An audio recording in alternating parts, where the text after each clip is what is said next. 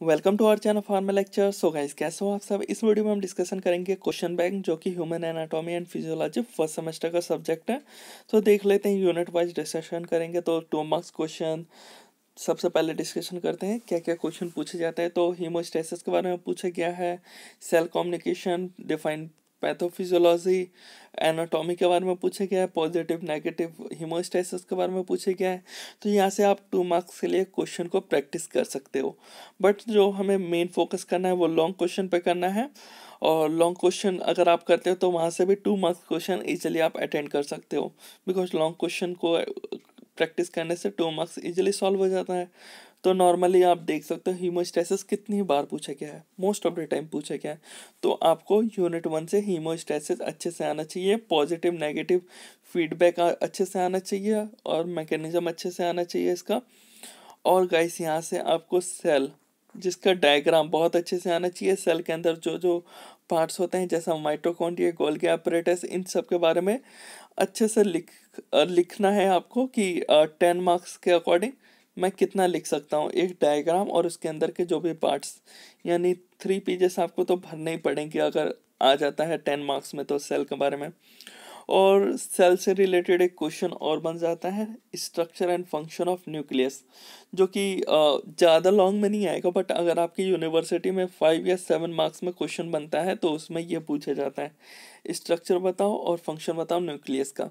तो इसको भी बहुत अच्छे से करना है। और यहाँ पे और कुछ क्वेश्चन के बारे में डिस्कशन करते हैं। तो define the organisation of human body, structure and function characteristic of nervous tissue, इसको आपको देखना है अच्छे से इस वाले क्वेश्चन को। और यहाँ पे देख सकते हो गाइस, कितनी बार मैं बताऊँ ये रिपीटेड हो रहा है। और एक क्वेश्चन तो ये रहा, मैंने आपको 3 क्वेश्चन बहुत ज़्यादा इंपॉर्टेंट बताए हैं हीमोस्टेसिस के बारे में। और एक ये रहा क्यूबॉइडल कॉलमनार स्क्वायमस। और गाइस, इस पूरे क्लासिफिकेशन को आपको अच्छे से पढ़ लेना है, और एक सेल के बारे में एकदम अच्छे से पढ़ लेना है। तो इससे क्या होगा कि आपके जो लॉन्ग क्वेश्चन बनते हैं ना, वो इजीली आप सॉल्व कर पाओगे। और जो ये सेल डिवीजन है, ये समटाइम्स इन ये सब बनते हैं, उतनी बार नहीं आए, बट ये जो रिपीटेड होते हैं वो हीमोस्टेसिस ऑलवेज रिपीटेड होता है। अब आते हैं यूनिट 2 पे। यूनिट 2 पे जॉइंट्स है, और जॉइंट्स में गाइस उतना मैं बोलूँगा नहीं, 2 मार्क्स के अकॉर्डिंग कुछ भी बन जाता है कभी कभार। तो ये क्वेश्चन में क्या पूछा जाता है, इसमें अगर पूछना होगा तो वो मैलिग्नेंट ट्यूमर ये भी पूछ लेते हैं, फिजियोलॉजी ऑफ स्किन पूछ लेते हैं 2 मार्क्स में। मसल टोन उतने बार आता नहीं है। और यहाँ पे मसल टर्मिनोलॉजी ये रहा, एक ये बन जाता है characteristic of skeletal muscle, 2 marks में बोल रहा हूँ मैं।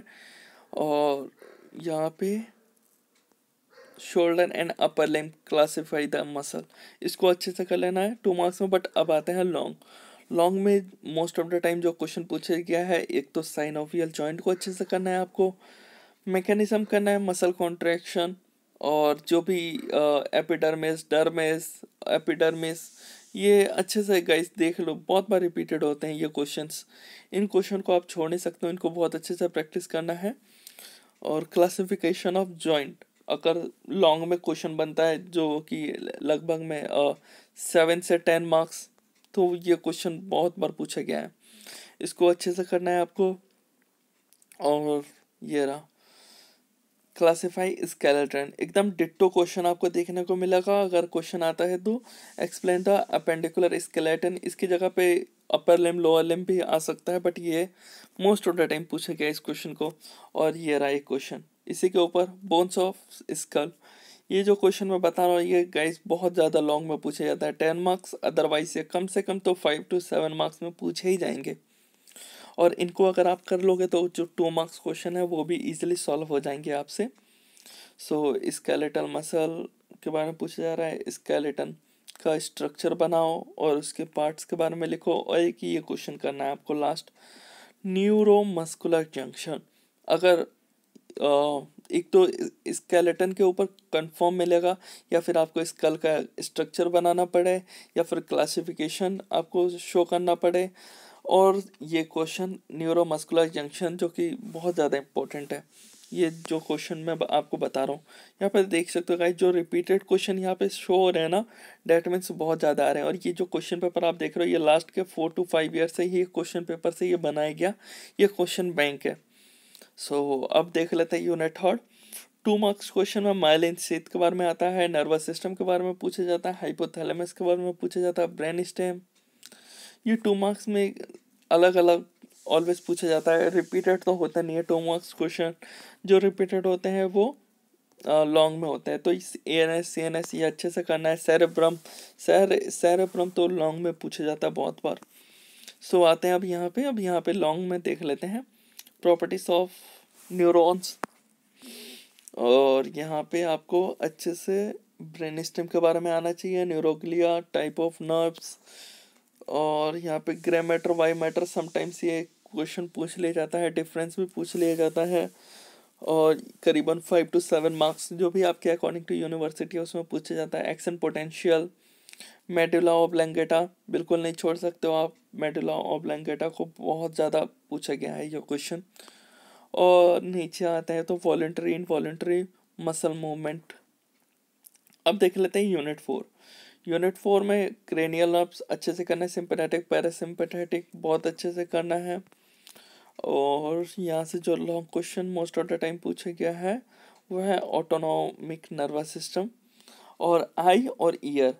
एक आई हो गया और एक इधर कहीं ईयर भी होगा गाइस, आई और ईयर, ये 2 क्वेश्चन अगर आप कर लोगे तो 10 मार्क्स इजीली आपको मिल जाएंगे। आई और ईयर पे ही most of the time question पूछा जाता है और 2 मार्क्स में भी 1 से 2 क्वेश्चन पूछ ले जाता है। तो इसको अगर इस 2 टॉपिक को कर लोगे तो इजीली आप 10 मार्क्स गेन कर सकते हो। तो यहाँ पर देख सकते हैं anatomy and physiology of eye with neat level diagram, यानी most of the time eye के बारे में पूछा गया है। 3 क्वेश्चन हमने देख लिए, बार बार रिपीटेड हो रहे हैं, वो भी आई से रिलेटेड। और यहाँ पे क्रेनियल नर्व से रिपीटेड हो रहा है। और पेरिफेरल और ऑटोनॉमिक नर्वस सिस्टम एकदम अच्छे से करना है। और नोज उतना ज़्यादा इम्पोर्टेंट नहीं है गाइस, बट जो इम्पोर्टेंट था वो मैंने बता दिया। बट ऐसा नहीं है कि आप बिल्कुल मत करना, कर लेना, बट ज़्यादा फोकस मैं बोल रहा हूँ उन टॉपिक्स पे करना है जो मैं आपको बता रहा हूँ। ज़्यादा फोकस यानी वो क्वेश्चन ऑलवेज आते ही रहते हैं और इस बार भी बहुत ज़्यादा चांसेस है। पैरासिम्पैथेटिक सिंपैथेटिक नर्वस सिस्टम एकदम अच्छे से करना है। यूनिट 5 में आते हैं, यूनिट 5 में देख लेते हैं।